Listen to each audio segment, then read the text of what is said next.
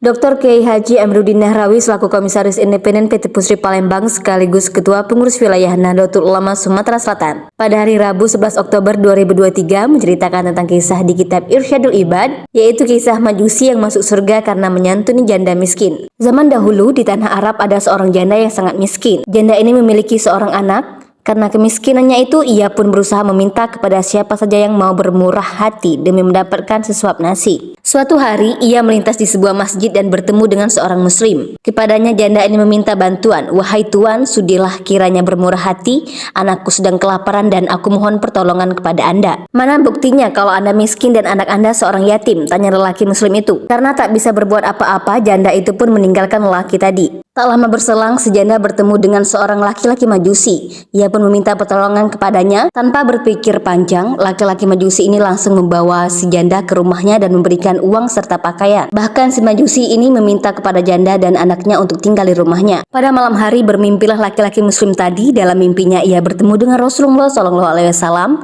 Ia melihat banyak orang mendatangi Rasulullah dan Rasul pun menyambut mereka dengan senang hati. Ketika tiba giliran laki-laki muslim tadi, Rasulullah menolak menyambutnya. Laki tersebut lantas berujar kepada Rasul, "Ya Rasulullah, aku juga umatmu dan aku mencintaimu," ujar laki-laki tersebut. Rasulullah menjawab, "Apa buktinya kalau kamu umatku dan kamu mencintaiku?" Laki-laki tersebut terdiam. Ia malu karena pertanyaan yang diajukan Rasul sama dengan ia ungkapkan saat datang seorang janda meminta pertolongan kepadanya. Rasul SAW kemudian menunjukkan kepadanya sebuah gedung yang sangat megah di dalam surga. "Lihatlah ini, seharusnya ini milikmu. Tapi karena engkau menolak menolong umatku dan anak yatim yang sedang kelaparan, maka tempat ini menjadi milik si orang Majusi yang telah menolongnya," jelas Rasul. Di saat yang sama, si Majusi rupanya juga bermimpi serupa. Ia sangat bahagia karena akan diberikan tempat di dalam surga, sebuah gedung yang sangat megah. Assalamualaikum warahmatullahi wabarakatuh. Tentunya ini terjadi keluarga Alawi, artinya keturunan Rasulullah SAW. Dia seorang janda sang istri tidak punya apa-apa. Akhirnya berjalan di tempat itu, ada musala yang rusak ditempati bersama anaknya. Dan pada waktu itu ibunya mencari makan.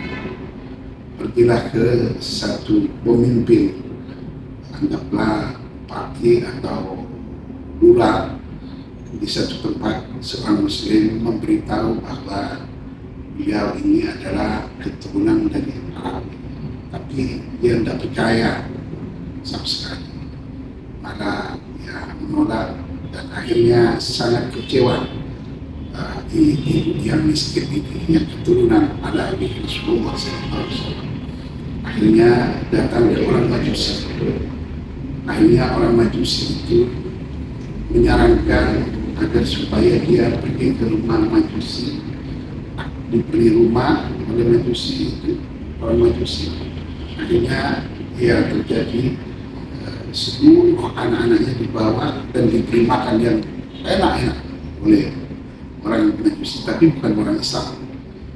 Akhirnya pemimpin itu, pemimpin yang besar tadi, mimpi Rasulullah bahwa ini adalah seharusnya untuk orang Muslim. Dan begitu ini karena kamu menyanyikan ini dan itu dengan orang janda itu, itulah maka kamu tidak mendapatkan ini barang. Artinya surganya Allah Subhanahu wa Ta'ala. Menangis seorang yang tadi bupati tadi, pemimpin tadi menangis sejadi-jadinya pergi mencari janda tadi.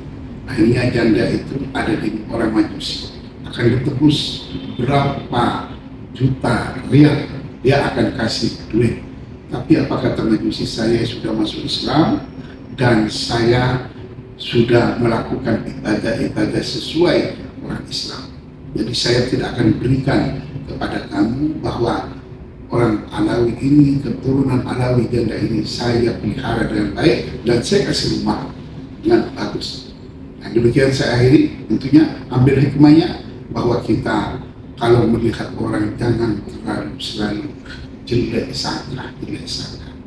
Ayo kita agar supaya berikanlah kepada manusia ini dengan aktimut ta'im, berilah makan kalau orang itu kita makan, kata Rasulullah. Dengan demikian Saya akhiri.